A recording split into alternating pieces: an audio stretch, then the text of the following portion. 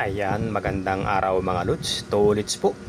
At sa video nga natin ito ay ibibida natin ng isang napakagandang halaman. Yes mga lods, isang cactus na mayroong malarosas na mga halaman. Yan.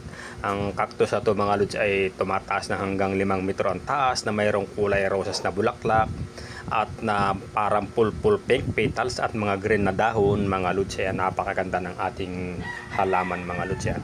Ang bulaklak na ito ay tinatawag na rose cactus o di kaya naman ay tinatawag din na rhodocactus grandipolius o di kaya naman ay tinatawag na periskia grandifolia.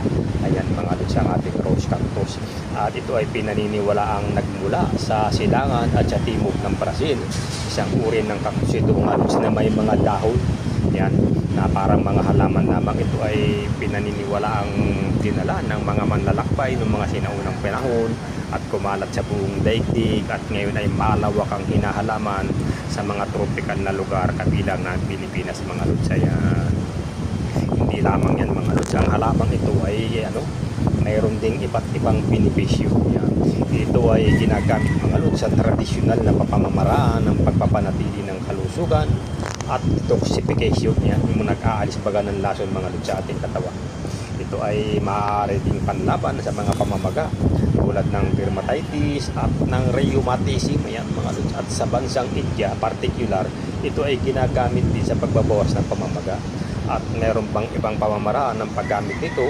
Ito ay pwede rin igamot sa mga sakit ng tiyan, pananakit ng kalamnan, alta presyon at sa diabetes mga lods. Ayan, napakaganda talaga ng ating cactus mga lods. At hindi lamang yan, may mga pag-aaral pa mga lods na nagpapahiwatig na ang halamang ito, ang ating rose cactus, ay napakayaman sa antioxidant, anti-cancer at sa antibacterial, at meron din itong tinatawag na anti-candida na katango. Ayan, napakaganda mga lods ng ating cactus. And hindi lamang yun, ang mga dahon nito mga lods ay pwede rin gawing gulay o pwede namang gawing ding salad. Ayan. At hindi lamang yan, ito ay napakagandang itanim sa ating kapaligiran dahil ito ay napakagandang panangga sa malakas na hangin, at pwede rin panaboy sa mga ilang uri ng insekto na sumisira naman sa ating mga halaman. Ayan mga lods ang ating bida sa video natin ito, ang ating halaman na rose cactus. Yan, na dahil bagamat tayo lamang dito sa ating bansa ay napakarami namang pakinabang. Ayan, kung bago ka pa nga lamang dito sa ating video nanonood ay pasupport na lamang. Ayan, hanggang dito na lamang ang ating po namang video. Ayan, salamat sa panonood.